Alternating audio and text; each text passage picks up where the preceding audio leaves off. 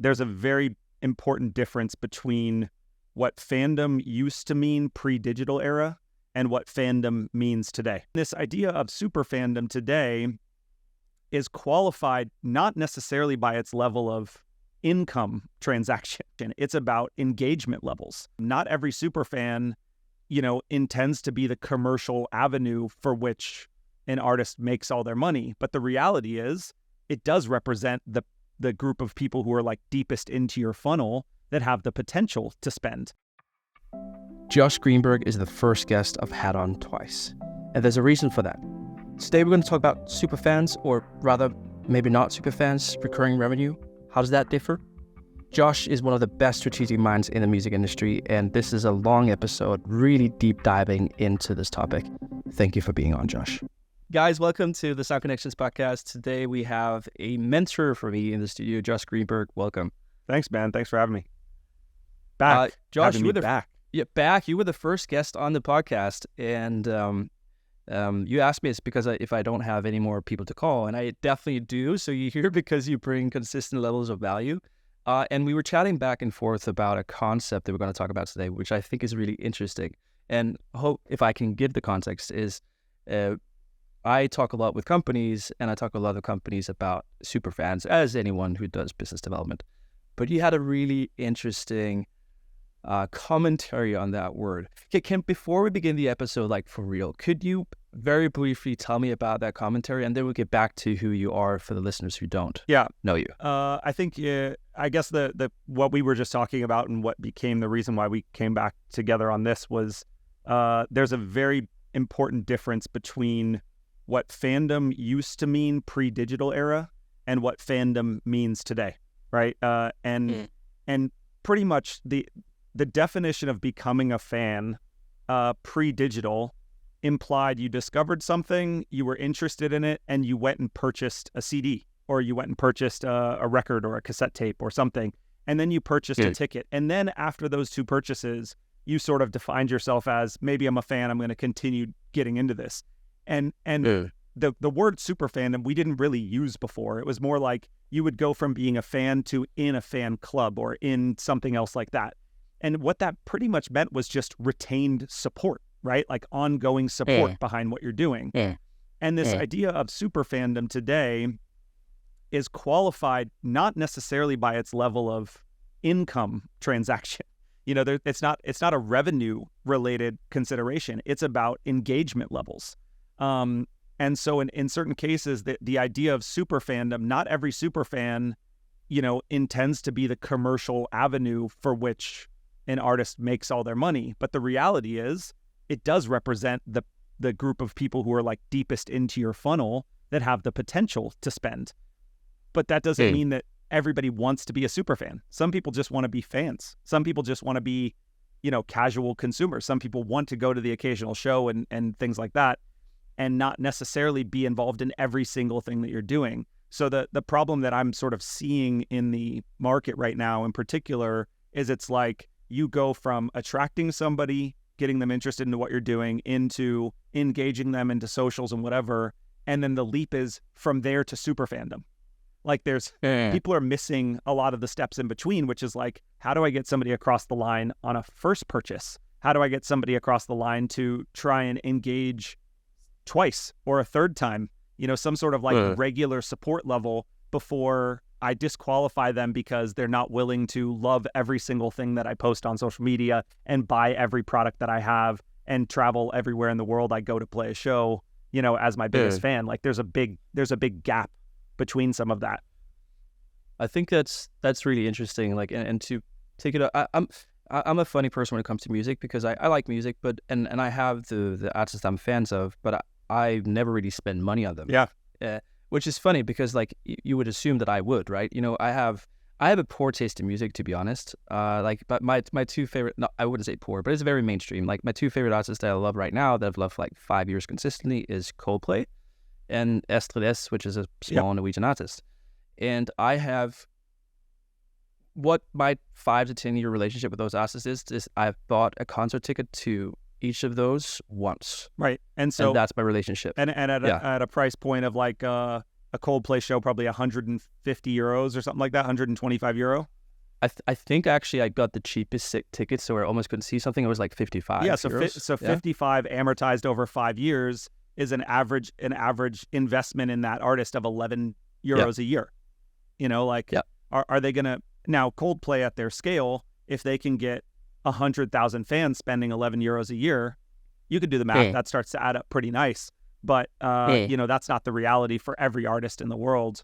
And even Astrid S, you know, her international brand is okay, but primarily it's Norwegian. You know, and getting 100,000 Norwegians, you know, to spend 11 euro equivalent on an annual basis probably is a very hard proposition. Yeah, and it was, you know, the ticket was 28 euros, and I'm pretty sure she didn't hit break even on that tour. Yeah. Like, so what is the actual value for the artist other than, you know, being present and touring? Like, that's important, engaging, but like the actual monetary value, the margins on my investment, she probably didn't see it all. Well, that and also, you know, we'll I'm sure we'll dive into this too, but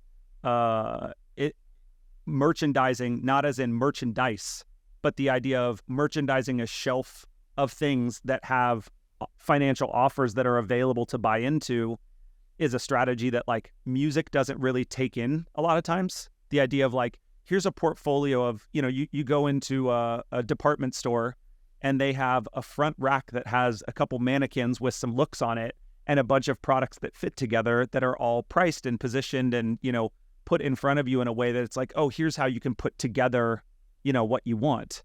And if we take that out of just something to wear on your body and we talk about like the whole portfolio of music, you know, a lot of times what we offer people to buy is a stream, a concert ticket, and a t-shirt. Like that's about it. You know, it gets pretty shallow once you go past that level of like a merchandised range of services that are offered. Some people are playing with NFTs, some people are, you know, playing with you know, different subscriptions or service propositions, but it's still a pretty narrow lens of like what I offer my fans, you know, to participate in my, you know, my business or my universe. Before we go too deep into the rabbit hole, which I'm looking very much forward to, I want to introduce the audience to you. And then for the context is there's two people in my life that made a pivotal shift into the industry to some sort. One was Ole Dreyer, who's been on. He made me come into the creative music industry, and you made me come into the tech side of it. So I appreciate that so much, but you are also, in my opinion, one of the foremost thinkers in this space. So enough compliments. Josh, who are you and what do you do? That's a much bigger question. Who am I? Well, I guess, you know, the definitions of me are probably a musician, right? Like that's the core of all of this. So like most other people in our industry, failed in the musical category when it comes to the definitions that everybody else gives to what success looks like. But for myself, actually my choice to move into the business side of music was a conscious one because I was really struggling with the commercial exploitation requirements of my art and the need to like make commercial product. I don't necessarily write music that way. And so I actually found that how could I make money from a different channel in order to continue to make music without having to compromise my art for commerce. And so I was actually happy to not distribute my art widely and continue making it with pride and sort of intention, and then go work in another area where I could stay close to music. I could, you know, be involved in it and utilize the skills I had learned, but not necessarily have to exploit my own music as a core product of that. And I know that does sound like giving up. And in certain cases, I look back at it and go, yeah, it would be nice to have, you know, toured for a little bit longer and, you know, done some more studio work and stuff like that. But I had that fill, and now I've got the studio at home and it's, you know, it's all fine and good. But I think, you know, I made a choice in, you know, kind of around the time of Napster and piracy, and I was studying to be a recording engineer. And, you know, I had Rick Rubin in my sights as far as like aspirations and what I was going to do with my life. I used to follow him around Tower Records on release day, which used to be Tuesdays in the US. Really? And yeah, I used to follow him around at midnight on releases where he would walk around and shop for new records, and I would just like see what he picked up and then pick that up too. Are you serious? Yeah. That is so cool. At the Tower Records in Marina Del Rey, he would come down from Malibu, from Shangri-La and you know, go shopping there. But yeah, I had aspirations to do all of that, and then I think because of piracy and because of just what was happening in the music world at the time and my own music, I sort of just stepped back and said like, maybe I should rethink my approach to the entire, landscape and what role I want to play in all of this.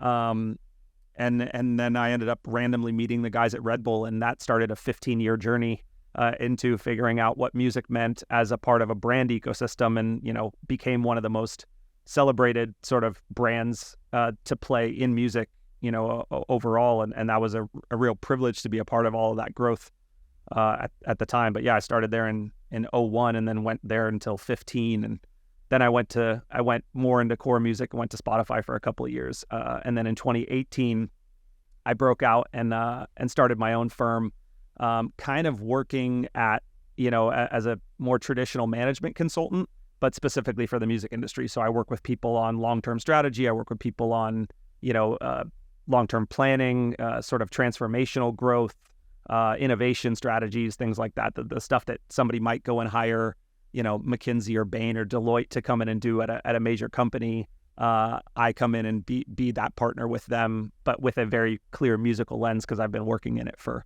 20 plus years. And if people want to have a longer intro into that, go back to, I think, the first guest episode, so the second episode in total. Go and listen to that. But Josh, we are lucky to have you here, and you bring a lot of weight to what you say. I was at a conference where you did a presentation about monetization of an artist's career, revenue streams. Yep. And what was really funny about that session was this was with a lot of very cool people there, and you asked the question, so how can we make money in new ways?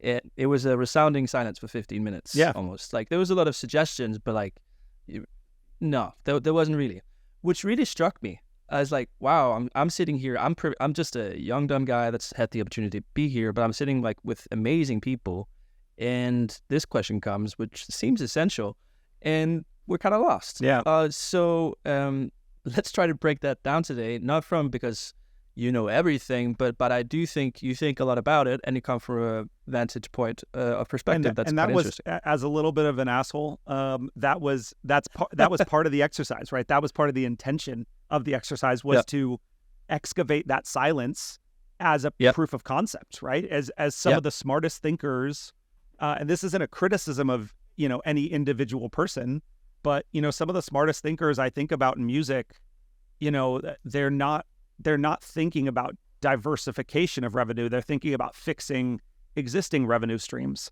And I'm not an economist. I'm not Will Page on that side of things. I'm just a little bit more of a strategist when it comes to like how to play inside this space. And I work with a lot of artists, and I work with a lot of labels and management companies, and bigger music organizations and tech companies and everything internationally.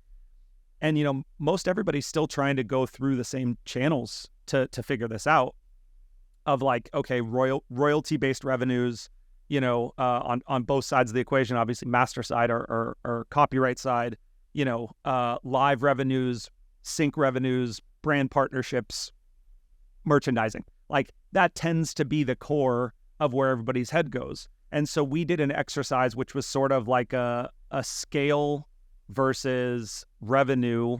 I think I did like an XY matrix or whatever. And we were just trying to like excavate ideas from the group of people of like, okay, let's put the obvious ones up there, and now let's think about what else there is. And oftentimes with artists, with management teams, with a lot of different people, I hear people just stumble on like, where else can you make money to contribute to a business model? And so that was sort of the catalyst of what became almost like 18 months of different keynotes and conversations and things, just talking about like, okay, well, how do we think about things if we're not thinking about a music industry career? How would we think about things if we were building a small business? If you have to go in to a bank and ask for a loan for a business or something, you have to come with a business plan that says, this is how I'm going to spend, and this is how I'm going to generate revenue to recoup that spend, so it makes a viable business that you as bank would justify giving me a loan for to invest in. It's all, I would guess the number is 0.001% of artists walk into a record label deal with a business plan on, here's how I intend to take your investment, here's how I intend to utilize that, here's how I intend to make money, here's the diversification of where revenue is going to come from, and here's how I'm going to set up a financial structure for myself that makes this like a viable business long term. That takes some maturity to it for sure, but it also might be easier if we had a few other products that were easy for people to just opt into, to be able to sell or to be able to add to their portfolio in order to do that. So that might be the long-winded version, but this is sort of where my passion lies, because I get quite frustrated when people are like, well, I can't make money from music. I was like, well, you can't make money from the same structures that everybody else is trying to make the same, not that much revenue from, right? There's splits of this, and obviously streaming does work for a small group of people at scale, but the revenue from streaming alone cannot make up a business plan. And live is also proving to continue post-COVID to be challenging as far as making money. Like usually the way I describe live to people right now is, it's like you can pay your daily wages for yourself and your staff and your team, and you kick the can down the road. So when you come off the end of tour, you're probably at the same place you started.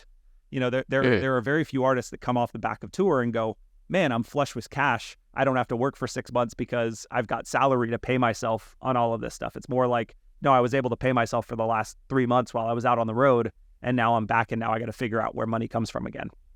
So I think like those are not necessarily, perpetually sustainable business models in the state of the music, world that we're in right now. So I'm just passionate in trying to find, alternative ways where, the art that I love, and the artists that I think, do deserve to work hard and cut through some of that, can figure out how to, mobilize the people who are willing to invest in them into products that are worthy of investment. This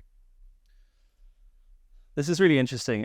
I'm very curious to hear your thoughts on what you believe could be new revenue models. I'm going to bring my own things to the table, which is very basic, but that's sort of and that's why I'm talking with you, because I'm generally interested. I'm very curious about sort of what happens in the East and how they sort of monetize fandom in a different way. And I would assume that at least some of those core concepts can be used in a different context as well, probably not translated directly. And I hope you're going to speak about that, because maybe I assume there's something in there. But yeah, I was going to say maybe we should cover off on that before we dive into the sort of new monetization. For the people who don't understand the East structure, maybe we should talk about that first, right? Please. So in particularly in Korea and Japan, it's interesting because the record label construct in Korea really doesn't exist, right? Most of the rights are held by agencies that sit centrally, that are sort of management, brand agency, all of the above. And they are individual rights holders that then license their rights out to different use cases, whether it's image and likeness rights or whatever. And they sign contracts that are sort of holistic 360 for all purposes with a client when they bring them in. And a lot of times for a K-pop group, in order to come through the system, which we don't have a ton of individuals who start out as K-pop icons by themselves. They usually are a part of a group, then they break off and maybe do something on their own. But most of the artists that we celebrate in Korea worldwide are parts of bigger configurations and groups. And the artists that go into the K-pop ecosystem go through a trainee program, which is basically, it's somewhere between military training and education, in order to get the skills, get the tools. So that's vocal coaching, choreography, fashion, aesthetics, media relations, all of these things. They go through all of these skills in order to qualify that they're somebody worthy of being in a new packaged group. And the costs that are associated with that can range into the $100,000 to $300,000 range, right? So these artists are taking on a huge amount of debt in order to take a gamble. So they are paying for that. They're paying for that, or they're getting money from different services or different solutions, to try and raise money to participate in that thing. And then, if they make it out the other end of that, and they actually do get assigned to a new group, right? Normally, it's not like 4 friends just coming together and create a band in their garage. It's like 4 trainees that went through the trainee program are like, you guys would fit well together. You guys go write songs, with this group of people, get into the studio, record some stuff, and then they get kind of packaged into something. But on the back end of that process, the fans are all totally transparent to what the artists have gone through to get to this point, right? So they know that they've spent $100,000, $200,000 or whatever investing and gaining all of this stuff. And so if we count maybe 5, 10 total K-pop groups really cut through in a year, and there's a bunch that do not, right? They don't make it. The people that do make it through, the fans really feel like an obligation to support those artists to help them recoup all of the investment that they made to get to this point, right? They're very grateful and they're very thankful for the fact that they're bringing their art to them, and it's very transparent that they've spent this money, so they need to get them, back to whole. And even in certain cases, like, artists will celebrate with their fans once they've repaid their debt, Wow. for some of this stuff. So it's like there's a very clear role in that. And the thing is it's not like Western artists don't go through this same process, right? We invest in, not. My daughter's started guitar lessons when she was 7 years old. Like, we're already starting to invest in that. She's got gear in her room. She's got other stuff. My son's got, drums. The kids, Santa Claus brought them an electric drum kit. Maybe Papa plays it a little bit more than they do, but whatever. But like, we're investing and giving them the exposure to this already at age 5 and 7. They're going to continue going through this stuff if they find the passion in it and want to. And by the end of, by their 20 years old, we'll probably have spent 50 grand, 60 grand, between lessons and skills if they decide to pursue this in certain ways.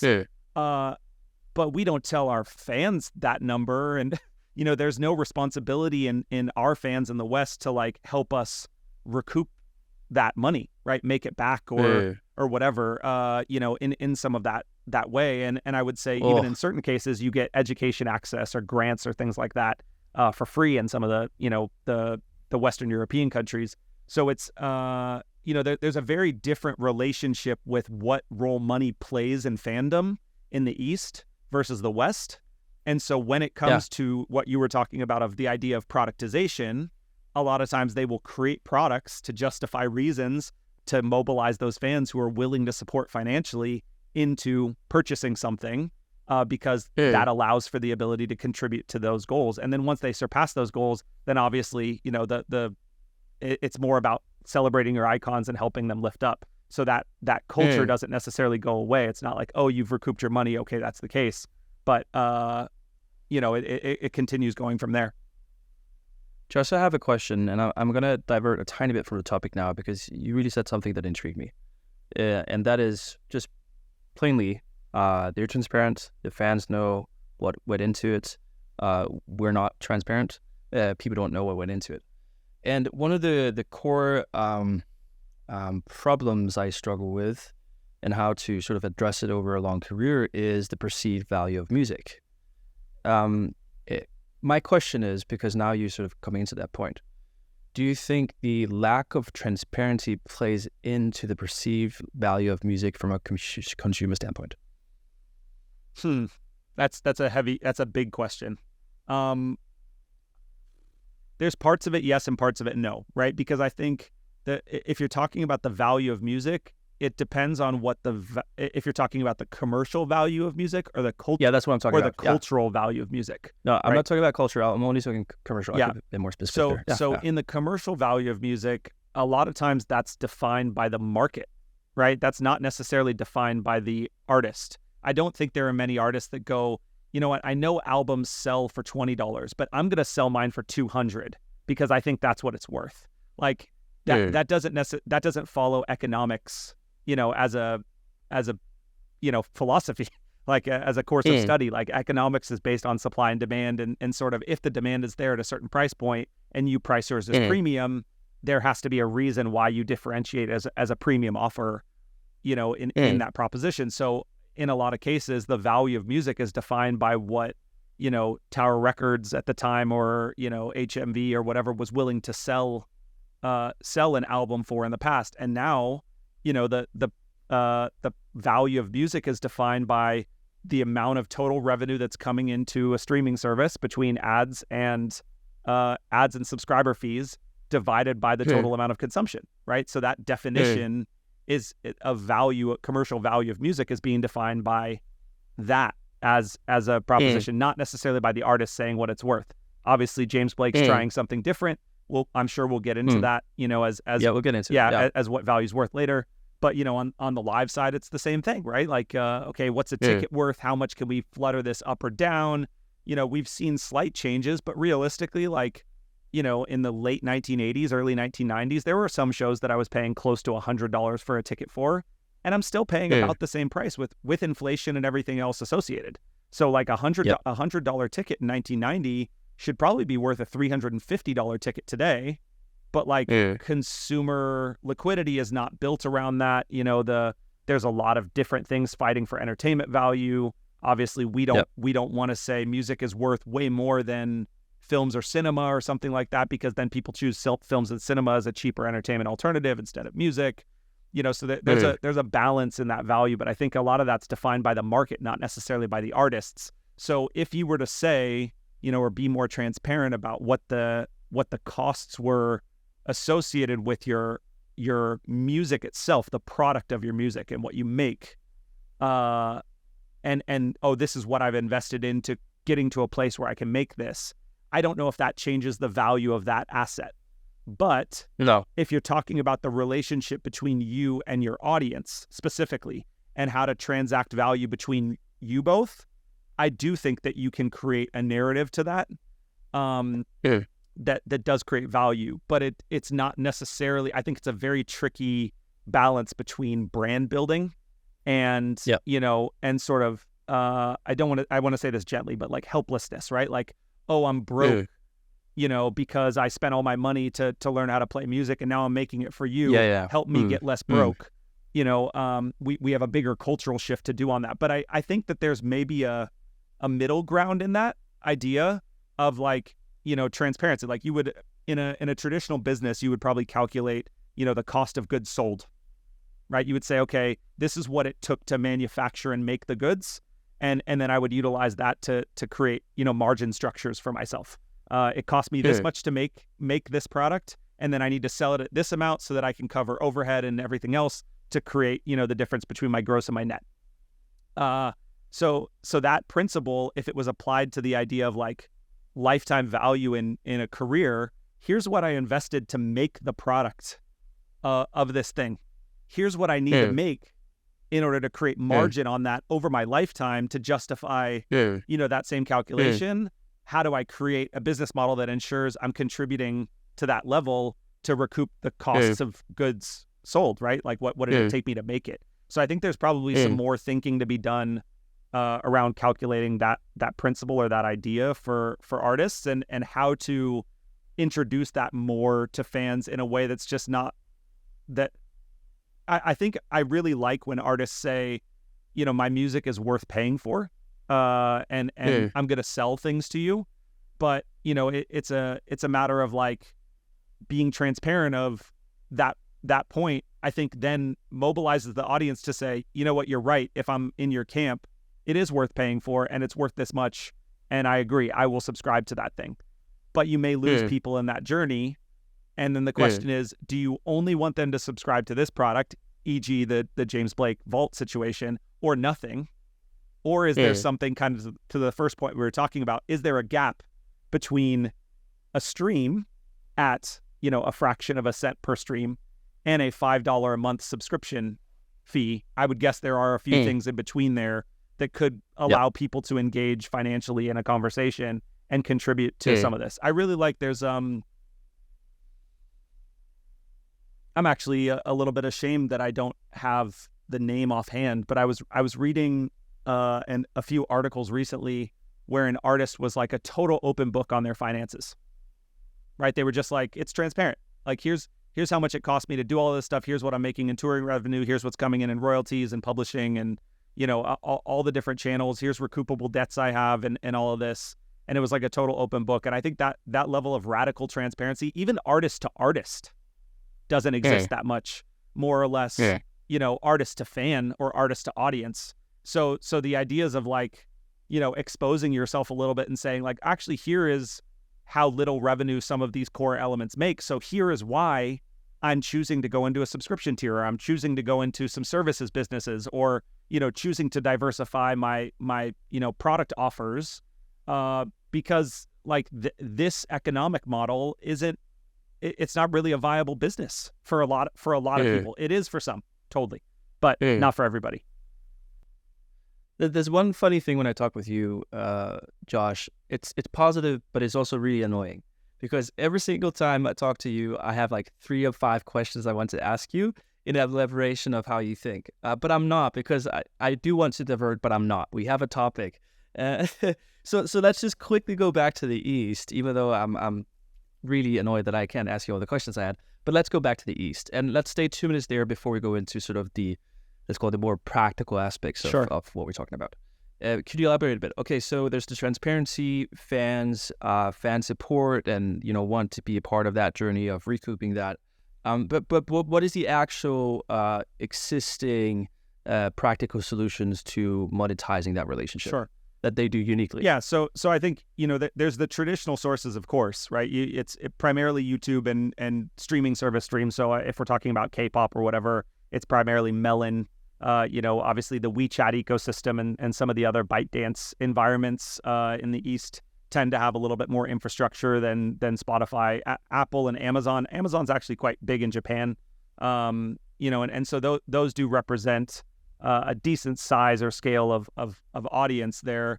But what happens is that their audiences will take like a due diligence, to go on and repeatedly perform that video on YouTube or at Amazon or whatever it might be with high frequency in order to try and, create compensation from that. And it's not to say that they're not listening every time. They are. So it's reinforcing their fandom by listening to the music. But part of the reason they're streaming so much is to create royalty performances, right? So it's like they're even doing that as part of their conscious thing. So I think it's so interesting when we're going to talk about,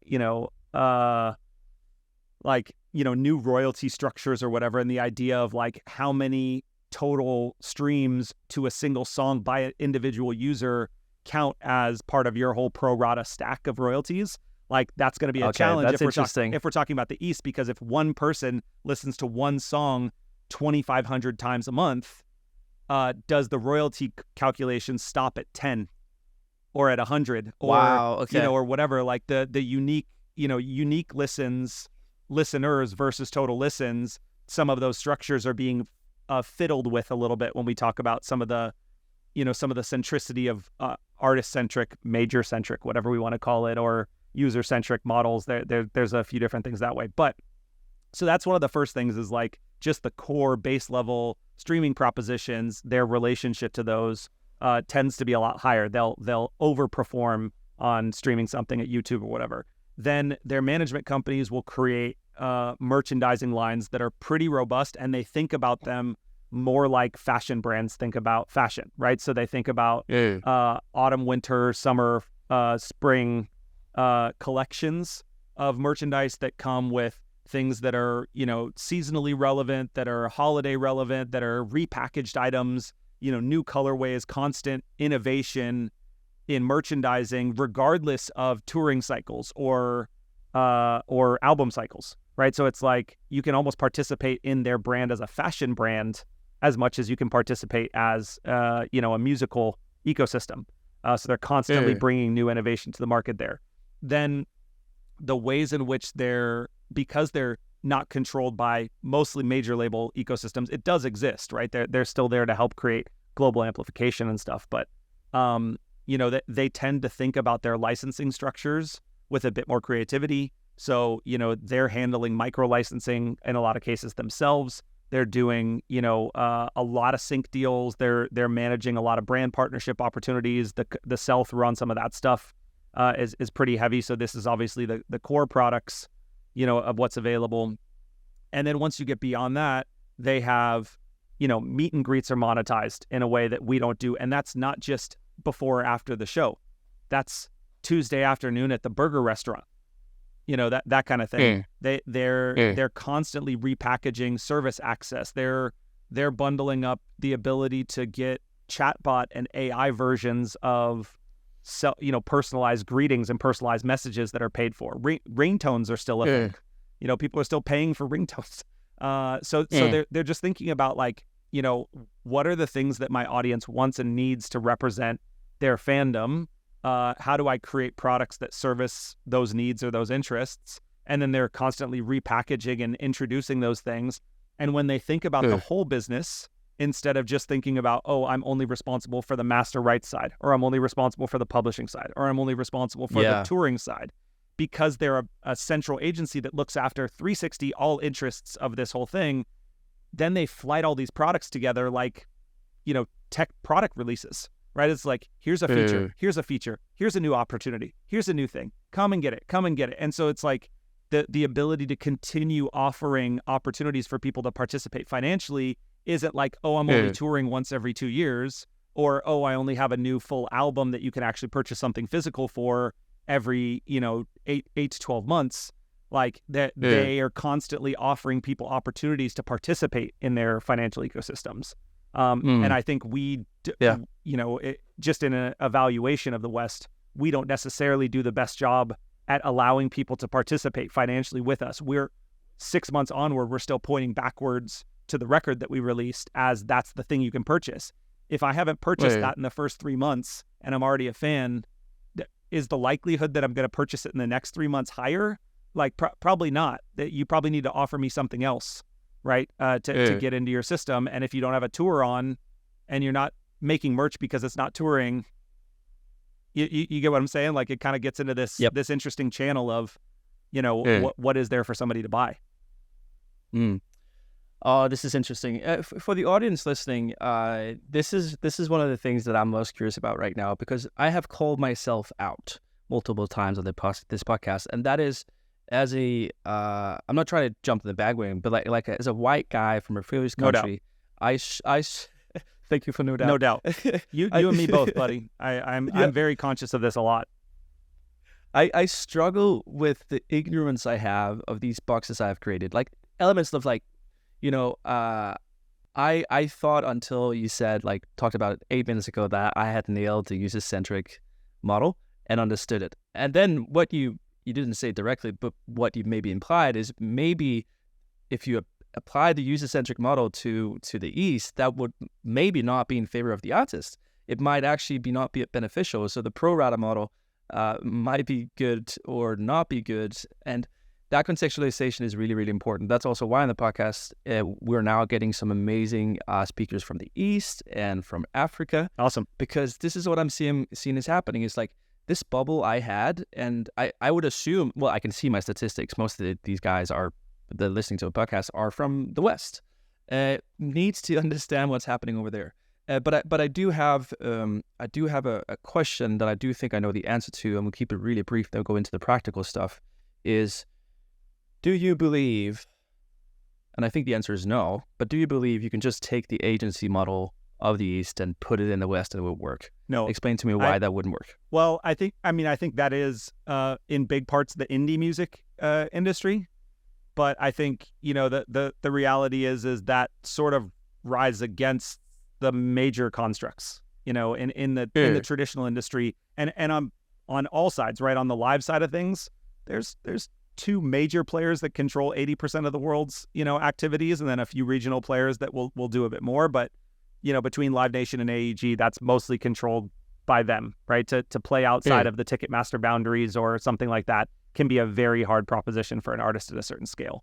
The same thing on the recorded side and the publishing side, right? To play outside the bounds of some of those, historical ecosystems and scale your business can be quite challenging. And I think, I've always looked at it actually from the top down as like, if I was going to start an agency model, I'm thinking more in the lens of Drake or Eminem or Kendrick or something like that. Like, why is it that I still need to partner with a major label?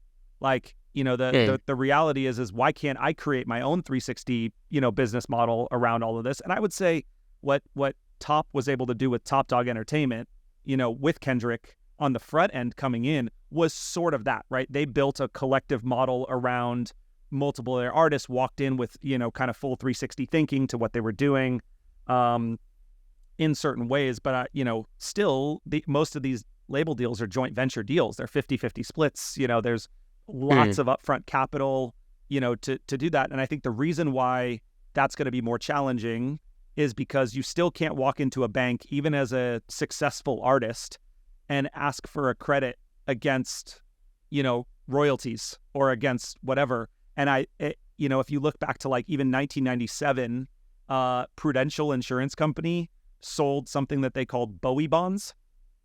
Yeah. So you've probably heard about this, but like basically David Bowie's royalties performed at a certain rate every year on year, to a point that it was almost like a predictable revenue stream. So they bonded this out and sold this as investment portfolios that institutional investors invested in, for the purposes of participating.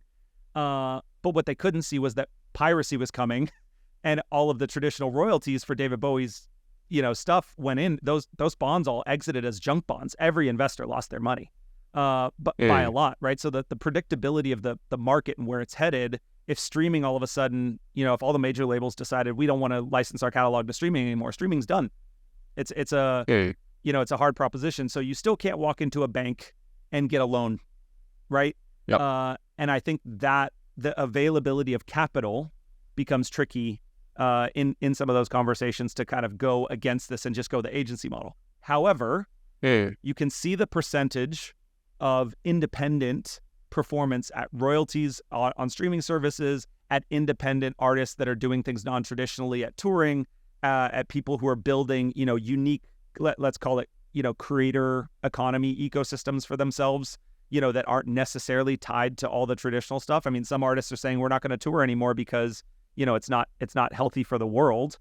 That's going to leave out some fandom, but they're trying to find alternative ways to create, access and connection to audiences and things like that. So, there's people that are trying things differently, and there's new amounts of capital, that are coming up. Like I just saw, this is in a totally independent, it's somewhere in between, but like Downtown Music got, Bank of America just gave them a $500 million credit facility to kind of support their independent ecosystem.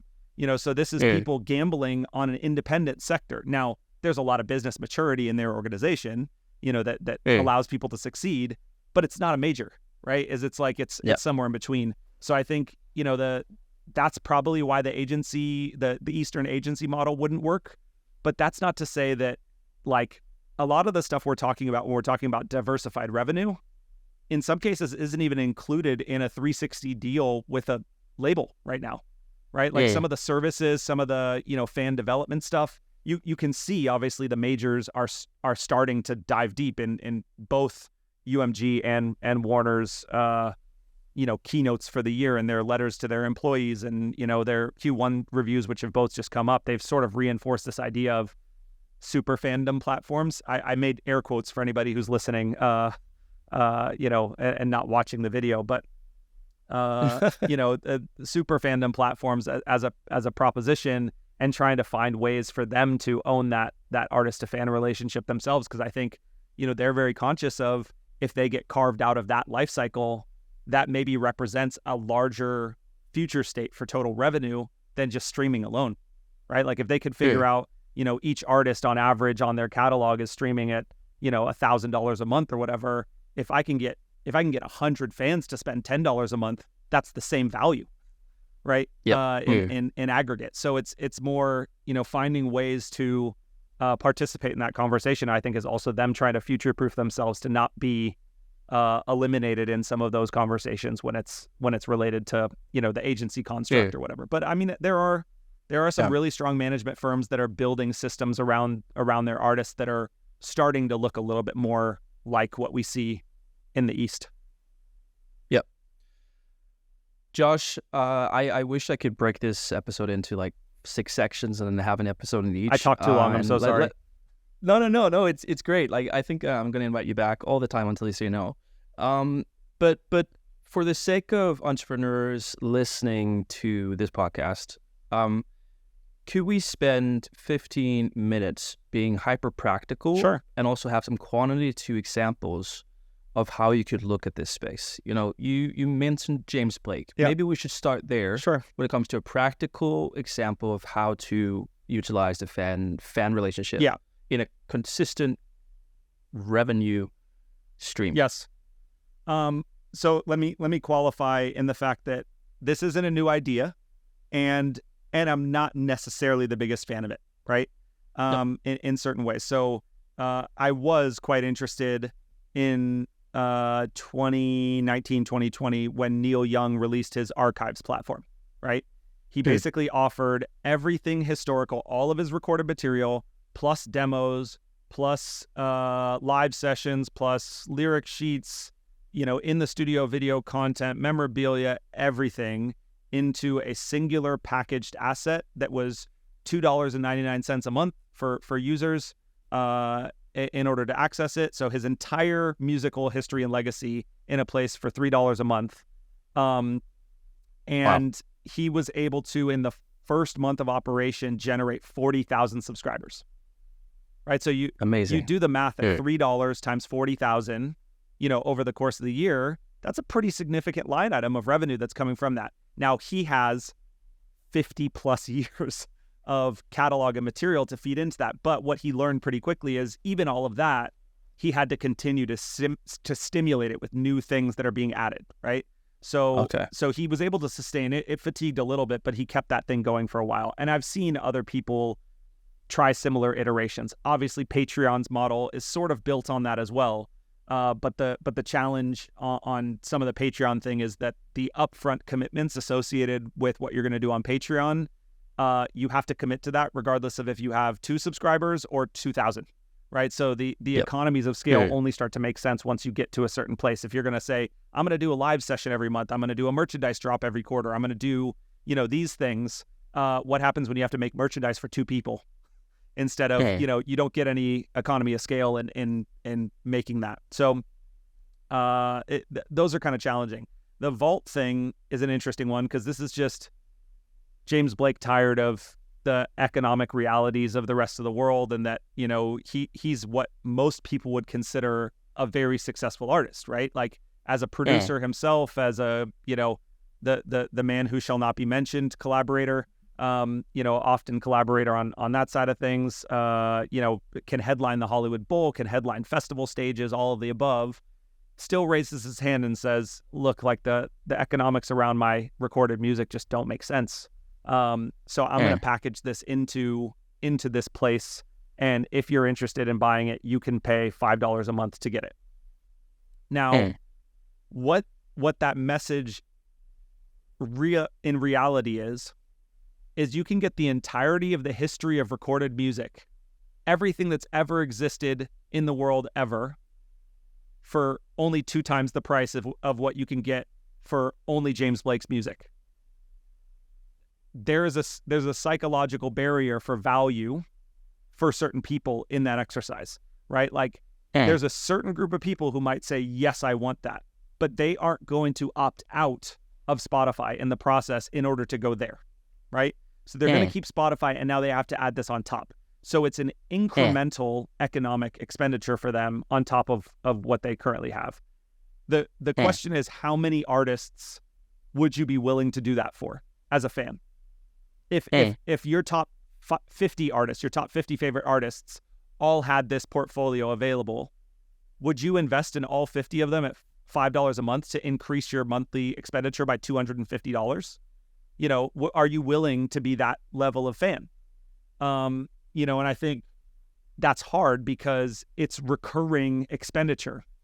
You were talking about like your relationship to Coldplay and to Astrid S recently. Yep. And I just had an interesting of my own psychological exercise because I took my record collection and I decided to put inserts into my record collection like at a record store. So I have genre, sorting kind of elements or whatever. And I got to a point where I decided I have enough catalog of certain artists that, like in a record store, even when you're in the new wave section, there'll still be a Cure section and the Depeche Mode and New Order and Susie and the Banshees or whatever, right? And I was like, oh, wow, like I have enough catalog of certain artists here that it justifies me having its own section in my record collection for this, right? So Death Cab for Cutie, the entire collection, LCD Sound System, the whole collection, Jungle, whatever it might be, The Far Side, Tribe Called Quest, all of this stuff, everything that they've ever released that I can get a hold of within reasonable value, I have in my collection, right? So it's there's a certain value, but those were one-time purchases where I, as a fan, have recurring value.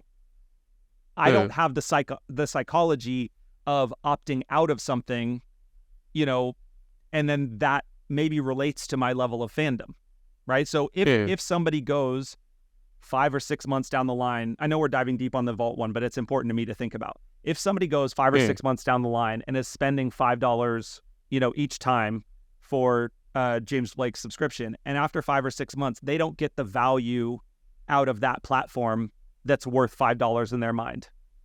What does that do to their fandom? Like, does it move their fandom down because the artist that they love wasn't able to give them the value that they want out of that, out of that thing, because he has some obligation to continue delivering on some of this. So I think, we're also seeing this a little bit just generically in the tech marketplace with some SaaS fatigue, right? Like people can only justify so many subscriptions in their life. And in a lot of cases, when there's a recurring subscription revenue, obviously that's good for business and good for what you're doing. But the audience is only going to, I've just unsubscribed from 2 video services because I'm not getting enough value from them. And I'm already spending as much as I used to pay in cable, right? When you add together Disney plus Netflix plus HBO plus Apple plus, Showtime Max, or, what all the other ones are called. So I think, if the entire music industry moved to a subscription model for exclusive content behind paywalls, I think there's not going to be critical mass anywhere that makes it make sense. So it has to be a balance between some products that offer subscription and some products that just offer one-time value that you can continue to aggregate, right? So like if I have an old copy of a record and you give me the 180 gram pressing, I'm buying the 180 gram. I might not even get rid of the old one. I might keep the old one, or I might sell the old one and move that onward into the market as far as fandom to keep the more premium one, right? So it's like, and if you give me a red one, oh shit, like, now maybe I need the red 180 gram, not the black one, right? So there's opportunities to continue to bring some of that forward. But I think, I'm very interested in some of the other ways. Like, I think have you connected with Jaquel from Fave before? Yeah. So she's one of my good pals. Like, we sort of had a joint support group with each other in the midst of COVID, because we were both starting new businesses around that period of time. And she's obviously gone on to be far more successful than my startup at the time did. But I love, like, fan art is real as once you get to a certain level of audience. And for the most part, if you were going to talk in legalities, it is illegal to sell an artist's image and likeness for profit, right? But the amount of transactional value that goes and happens in the world of fan art that's being sold is huge, but the artist doesn't participate. If you went to the person who made that fan art and asked them if they would be willing to share a percentage of what they made from selling that art with the artist, or even better, what if the artist was to promote your fan art to their fans, right? They'd probably say, take the money. I don't even care, right? Like, I'm doing it for a different reason. So like Fave has figured out in a cool way how to take the entire fandom communities of, and these are what we would qualify as probably more super fans, right? Around BTS Army and Swifties and, some of these audiences that are aggregating on Fave. But taking these communities of fans who create a lot of fan art and creating a marketplace where they can sell things to each other, and the artist participates on every transaction. So if I'm taking a 10% commission on everything that's sold in the secondary market with my name and likeness on it, because fans are transacting things to each other, that's passive revenue, right? So like, that's really interesting to figure out, like, how do I start to think about participating in those conversations? What happens if instead of me having to go out and pay a graphic artist, what happens if I invite my fans to contribute to my new merch collections? and I'm sharing royalties or revenue with them. What happens if one of my fans happens to be a designer at Supreme and they're doing this on the side for fun, right? Like there's obvious ways to think about, incorporating some of that stuff into some of those elements. But I think, we are still talking about the traditional outlets, and it becomes more interesting to get into the non-traditional ones when you start to think about other products and things that you can sell. Just one comment and then one question, and then we can go into the new stuff. A funny comment is when it talks about sort of the East not being applicable to the West. Then I had a conversation with a Korean person a year ago who sort of studied the Korean into action, and she showed me this app she had where basically she subscribed $5 a month, where this was sort of a Snapchat feed, where the access was just directly to those who were sort of behind the paywall to talk with them. I was like, that's amazing. That sounds engaging. And then going back to SLS, which I'm a fan of, I just got an Instagram group 5 months ago where it does the exact same thing for free. Right. And I was just confused by that. It's like, oh, these have a service where like they can interact with their fans directly, and now it happens for free. I mean, I think it's just I think Discord was doing a really good job at trying to productize that. But the super interesting thing, which I just thought was hilarious, was like Patreon didn't build this functionality themselves. Patreon built a payment unlock structure that basically allowed you to be invited into a third-party platform in Discord to participate in that conversation. So like, in certain cases, there was like a paywall barrier to being invited and having access into a certain community. And I've seen that work in certain cases. The new WhatsApp kind of brand ecosystem is actually quite interesting in some of that, and participating in certain channels based on payment and feeds. But yeah, I mean, I think, just to be in a fan conversation. And I think that the other thing that's really important to think about in that version that you were talking about is, and actually like Fred again is a masterclass on how to do this, right? Like, I love him. Yeah, he and his manager is a close friend of mine, and like, I love watching the journey of all of this because it's so smart and calculated the way that they're doing it. But the value at a certain level of fandom is not necessarily in the relationship with you and the artist. It's actually the relationship with you and the other fans, right? The idea of like, how do we build each other's fandom? How do I create social hierarchy with myself on the value of my own fandom based on the fact that I've been to more shows than you, or I listened to that record before you did. Oh, you've only heard the new album? Like you got to go back to this other one. Well, now my hierarchy of fandom in my own psychology is slightly higher than you. Right. And we as humans tend to rank things this way. In a lot of cases, when we talk about the BTS army, how much do you think the BTS members participate in the BTS army? It's very low, right? It's probably sub 0.5% of the total activity of what the BTS army is doing. They are fanning to fans, right? Like they're basically facilitating the brand ecosystem to each other in an ongoing way. Swift's fans obviously do the same thing. They have meetups for a concert in a city, to go to a show. Taylor's not there. She doesn't necessarily come. She's going to play on the stage and you're all going to go together and sing, but it's about us coming together and sharing something, with individuals, having a sense of community, having a sense of belonging, and then taking that to, to experience something together. Can I make a comment to that? Because I think that's really interesting. Actually, an episode that dropped today, so you guys can go listen to it. It's from the Vice Festival. I talked with a lot of VCs about music tech. And Tir Bajah, he talked about, there was a question in the audience about superfans. And what he said was, which I thought was really interesting and really supports your point, is that rather than thinking superfans, think communities when you build companies. Of course. Because the individual aspect to it seems not as sustainable as investing in community-based interaction. So that really speaks to that point. Just, I only have you for a few more minutes, and I want to respect your time. I'm all right. So happy about you I'm flexible. being generous. Okay, good. Well, then I will continue. When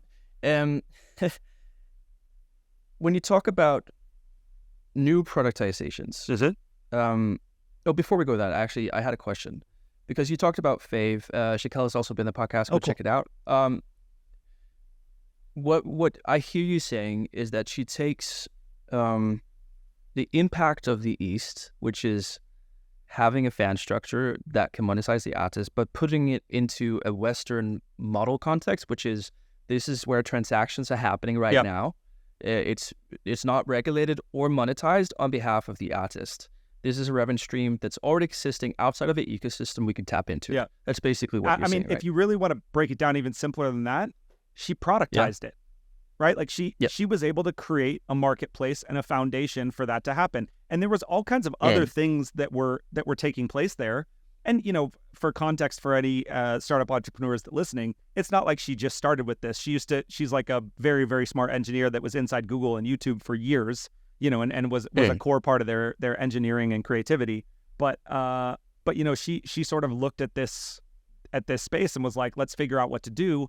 And she took an MVP type mentality to it. It's like, all right, let's kind of you know, put a bunch of little pilots in with different fan communities, see what they react to, and based on how they engage, then let's scale the service. So it's very much a tech and product, you know, thinking to the way in which to facilitate these interactions. But, you know, the point was she was not looking to just build a popularity platform. This was about a commercial platform for herself and for, you know, for other people. So obviously, you know, I don't think you could check me if I'm wrong, but I don't think we need more popularity platforms.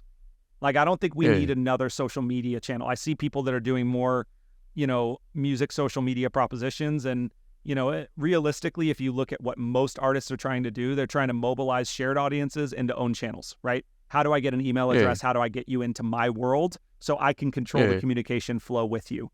You know, I think that's the reality. So like building another shared popularity platform, I just don't believe that that's something we need. But to figure out how to productize, you know, in easy, simple ways for the audience of people, you know, services or value that allows artists to do things that way. And maybe I should, because you have, you know, a lot of stories of people, maybe I should talk about the failure of my own startup in this space, right? As a part of this. To, yeah. So it's like I had a platform called Gold Mill that I started with a couple of friends. And basically this was kind of at the front end of masterclasses explosion. And, you know, I was looking at like, if you really want to, it came up as a part of an innovation exercise with myself and a buddy, Adam Soldinger, who's now at Range Media in the US. And we were doing this just for fun during the pandemic, just looking at, you know, ways to solve problems in music as a whole. And we were talking about music education specifically. And it was the fact that, like, you know, if I want to learn how to play bass like Thundercat, where do I go to do that? And the answer is I go look at a bunch of YouTube tutorials from people who are interpreting. I go read articles. I try and interpret stuff, and I listen to records and do my own version of this thing. Thundercat is not participating financially in any of that conversation, right? Yeah. And so I was like, this is stupid. Like, why shouldn't the artist be able to participate when people want to aspire to make records, write songs, you know, perform in a certain way like an artist? Why can't they participate in the conversation? And that could be as simple as one-to-one interactions at a premium value based on, you know, mobile facility. That could be AI kind of productized versions of, you know, of stuff for them. That could be, you know, the idea of lessons is sort of not what we were trying to solve for, because most artists don't want to sit around and teach lessons, you know, in that. But I was like, what about just knowledge sharing as value? Most of this is given away, as you said, like in the Astrid facility.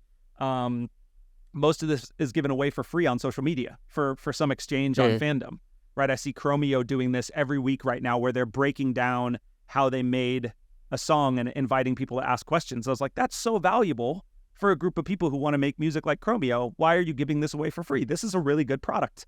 It doesn't have to be free. And so with Gold Mill, we created a proposition that kind of allowed for that to happen. And, you know, had calls just based on my relationships with the industry, had calls with almost every relevant management firm in the world, spoke to some of the biggest artists in the world, offered them equity in the business, you know, a lot of different things.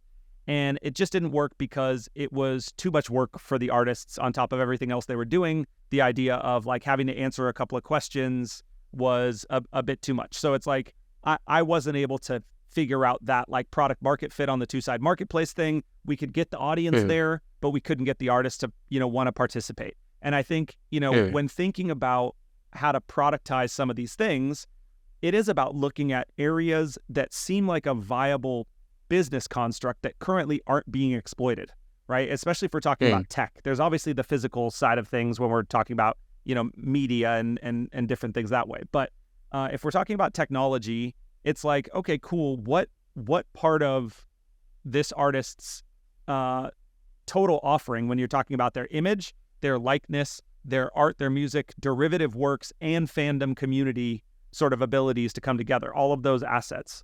I held 5 fingers up for the people who aren't listening because I was counting. I love doing podcasts because then it's like, oh, you have to reiterate what I'm actually doing as I talk with my hands a lot.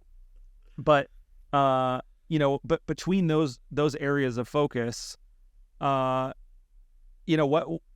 could you come up with ways to exploit, and I use the word exploit gently because artists don't want to be told that they're being exploited, but to help them exploit those products or those tools in ways that are low lift for them, right? Like ways that don't require them to add a whole new business to their existing business. And when you're going to do that, fans don't want to go to 27 different places to do everything, right? So this has to be able to easily plug into their touring ecosystem, into their web ecosystem, into their email strategy, into their social media strategy, into their streaming ecosystem. It shouldn't be like, oh, we're creating another platform for fans to gather. That can be a challenge because fans don't want to go to 17 different places. They want to centralize conversations into singular, assets. So like that was a really interesting thing I saw happen for about a 2-year period where people were creating bots for the Discord ecosystem, that allowed for fan communities to exist there, artists to insert these bots that were integrating, new feature sets. They were integrating emoji sets. They were offering people skins for their, stuff or whatever against revenue. And it just plugged right into a system that they already had, in motion and going. So the big thing that I learned in my own process of failing with Goldmill was like, I was asking artists to go to a totally new system to mobilize their audience from the existing places where they exist into my world, in order to figure out how to transact them. And they were like, this is too much. I didn't take that product into their systems, right? I didn't help them make it easier for themselves to utilize. So it's kind of an interesting, thing because I was really trying to solve for something that I don't see, when you get down the line to indie artists, unless they're giving lessons, music education primarily isn't monetized. And so it's like, how does an artist make money from sharing knowledge with the audience? And I was like, this is a cool way to do this. Also, I talked about an example recently with some friends where I knew a DJ in LA, and I'm not going to mention them because they may or may not want to be mentioned for this because it could bite them in the ass to have to like reignite this thing. But I knew a DJ in LA that set up very early a kind of a subscription service, but a non-traditional one where they were always out record shopping, right? Like all the time, anywhere they traveled in the world, they were record shopping. And so they set up something with their fans that for $30 a month, you would get a record handpicked by that DJ, shipped to you with a note from them that was like, hey, here's why I picked this out for you, right? So they do at the front end of them subscribing to the service or whatever, they do like an onboarding form and a call with you. It's just like, hey, what are you looking for? What are you into? You're into my music. Cool. But like, let me get a little taste for you. And then would go record shopping and would take a list of 40 or 50 customers that were a part of it and just buy records. But if you think about it in the economics of his own business model, if he walks into a store and tells the store owner, I'm going to buy 50 records from you right now, how much does his own records cost? Right? The store is not going to charge him a premium on the stuff he wants to buy for himself because he's already transacting value with the store for all of those things. So he made a model that he was not going to spend more than $5 a record on average across his entire thing. $5 a record, $25 margin per person. You start to do the math on this, it's like, oh, wow, actually, all he was doing was just curating an exercise that he was already doing. Maybe it took him an extra 25 or 30 minutes in time to pick out some extra records from a bin that he was looking at or a shop that he was at, in order to buy those and offer them to his fans. And the fans felt a deeper connection with him, in the ability to connect with, like, oh, my favorite artist actually picked that record out for me, and now I have that in my collection. So it's like, there's interesting ways to think about the different services or the value or the things that you do already as part of your day-to-day operations as an artist that can benefit people. There's a lot of people like Dave from Minus the Bear and Botch and stuff like that. Like, he does all these tutorials. He's a super mathy guitarist, right? But he does all these tutorials online on like how to play all of his stuff. But then he productizes all of those tutorials into full versions, plus tabs, plus everything else in his website ecosystem. So people that want to learn how to play like him or whatever can go in there. He manufactures it once and puts it there, and it's there for people to get a hold of. So it takes a little bit of innovation to think about, like, okay, how do I create, if you're trying to scale a tech business or whatever, how do I create a specific product functionality that helps artists figure out how to offer a product to their fans that isn't the same product as what they already offer somewhere else? It's solving for a problem that they don't have, and then figure out how to make it really easy for the artist to participate in this, that they don't have to do a lot of cross promotion on their own channels for this thing, that they're not expected to be your marketing vehicle all the time. Especially if you're going to participate in revenue, you probably have to figure out how to market to their audience or bring them an addressable audience, not go tap into their audience, because that's going to make your tech bigger.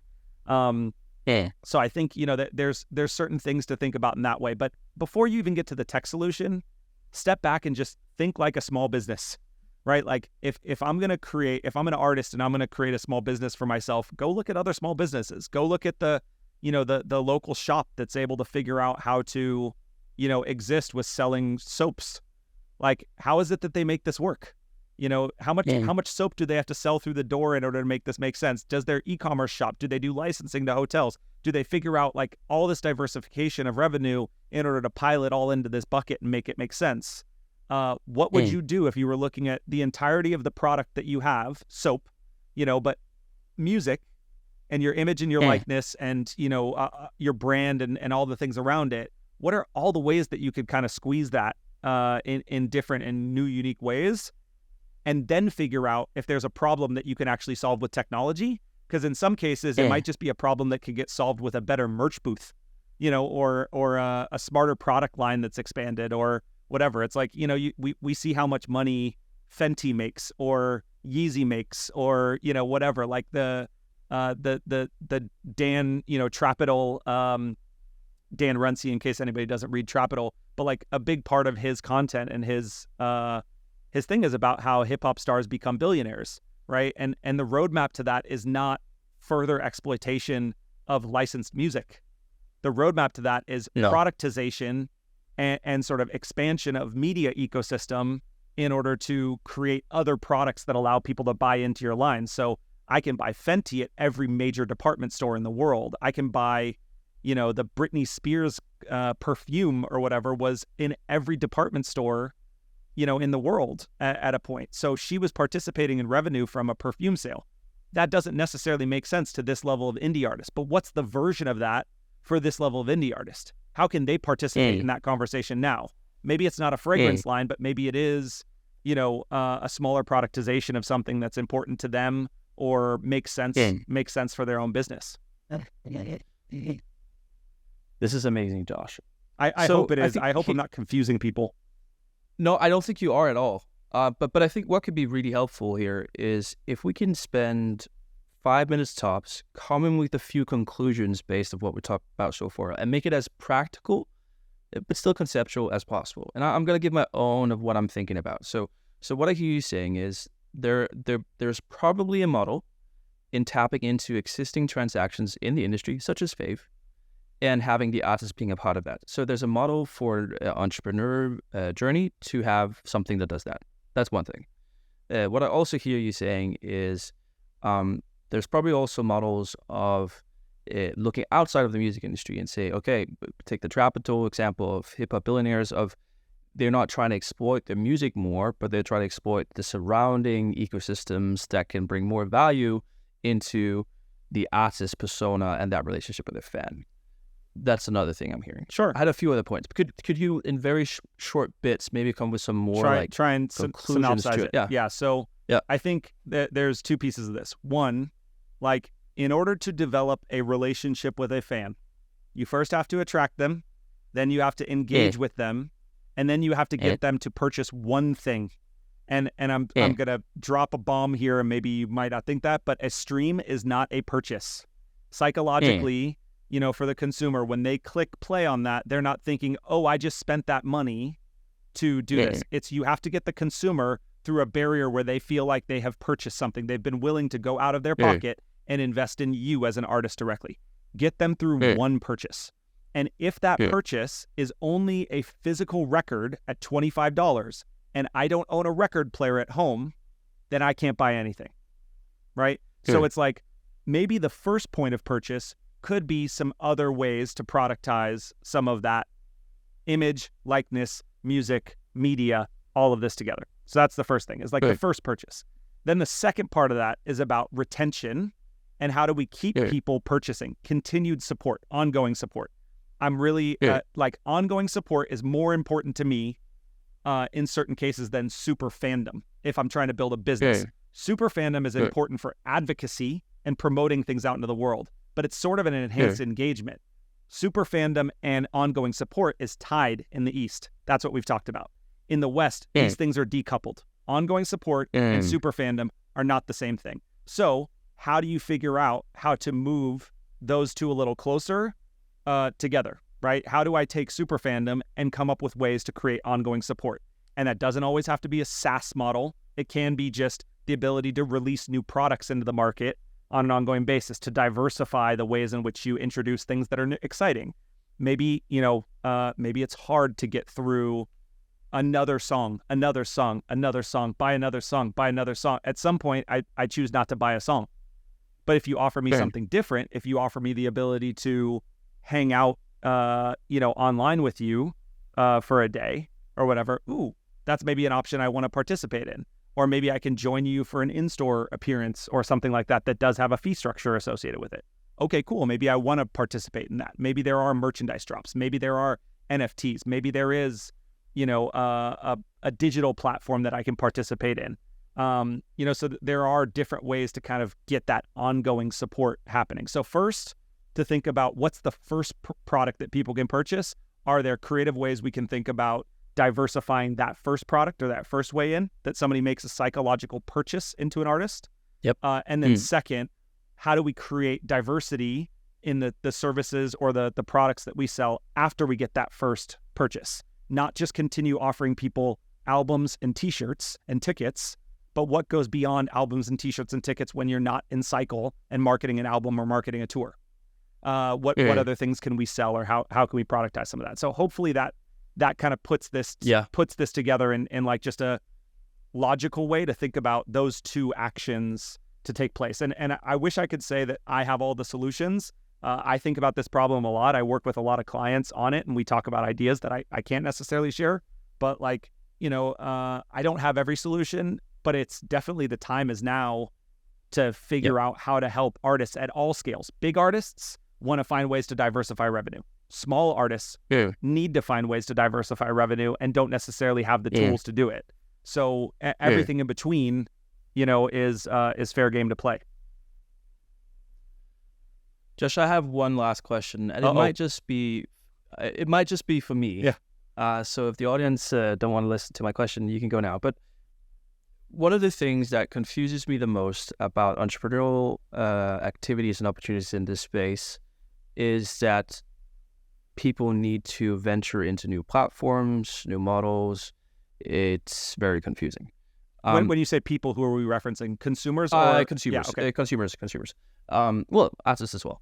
So my question is, and it might be colored with an opinion, does the businesses that's supposed to navigate this space and these opportunities need to think about that they need to be placed within a product ecosystem? where, for example, now I'm not going back to metaverse, but like if you talk about Roblox or whatever, like there's ecosystems of existence within this artist where your product can be a part of that ecosystem and offering in order to have a combined access to services that doesn't take you from platform to platform.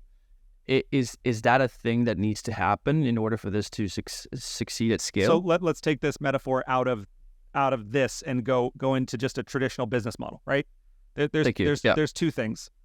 If I have a store and I want to put a store out there, I can pay for premium real estate and put it on the main street where I have all this foot traffic that's going by and is going to see it, right?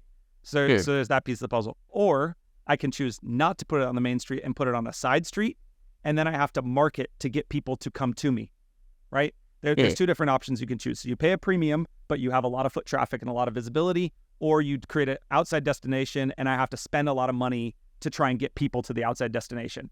This is the metaphor of what you're talking about, right? Is like, if I go into Roblox, there's an audience who's there, right? That's already participating in that thing. Whether or not they're a fan of this artist or not, they're there. There's a captive audience of people who may be willing to participate. Travis Scott in Fortnite, perfect example, right? Most of the people that went to see that performance there were not Travis Scott fans. They were just Fortnite players, but something was happening in Fortnite, so they went, right, and participated in this thing.